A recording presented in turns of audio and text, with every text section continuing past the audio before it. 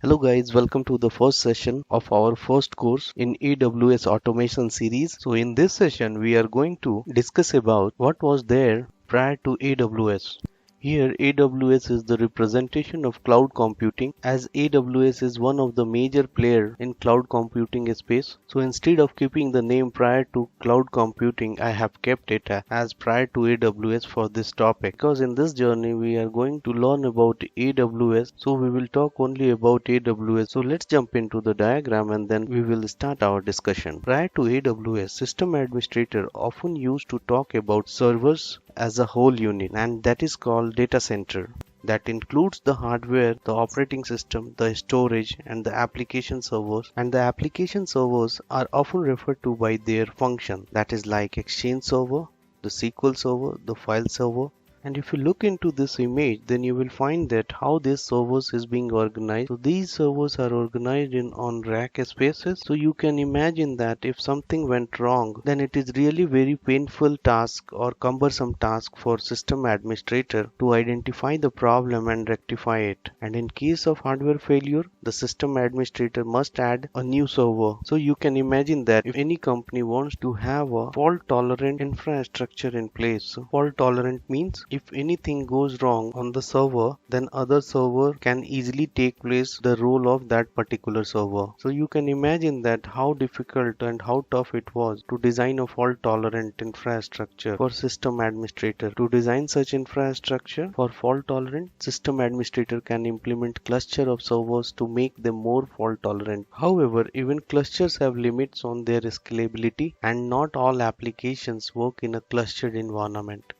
And we all know that everything comes with a cost along with the cost of maintenance. So to save from these hardware and maintenance cost, the virtual server came into place. Virtual server concept separates the server software away from the hardware. This includes the operating system, the applications, and the storage for that server. With such innovation, server is now become just file stored on a physical box instead of physical hardware. So now you must be asking me, okay, so I understand that how physical server is being replaced by virtual server, or say how virtual server taken place of physical server. But why do we use cloud computing?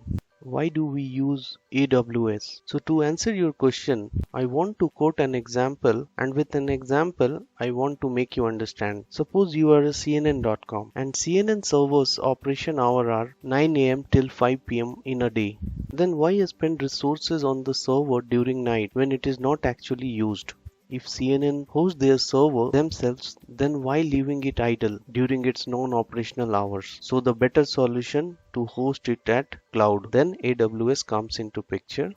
We will host the website in Amazon's EC2. EC2 refers as Elastic Compute Cloud, which I am going to discuss in upcoming session. For a time being, just consider it as a virtual server where we can host our website. So if we are hosting our website on EC2, then we will provision new servers every day and deprovision them every night by paying just 0.1 cent per server per hour, or might be little more for higher capacity servers. And we don't need to worry about the hardware. Let's Amazon worry about the hardware. Cloud computing takes virtualization one step ahead. So now I hope you understand that why we use cloud computing and AWS, because it is really very cost effective, and whenever we want we can use that server and we can pay by usage, and whenever we don't want we can deprovision it. Let's have some more discussion on cloud computing so that you will be more comfortable with the jargon called cloud computing. So far we have discussed about how physical server is migrated to virtual server. Now in this cloud computing era, cloud computing takes virtualization one step ahead, where virtualization provides the ability to run multiple operating systems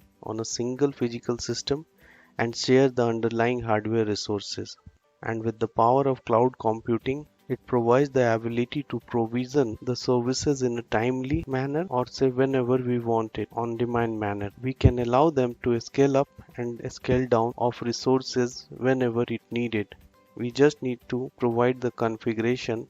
AWS can take care of scaling up and scaling down of your server as per your configuration. In the upcoming session, I am going to design a project where I will show you the same capability, that is high availability and fault tolerant infrastructure within AWS. That is going to be a very fun exercise. So with this note, I am just stopping here. There are various things coming in our upcoming session. So stay tuned and see you in the next session. Till then, bye bye, take care.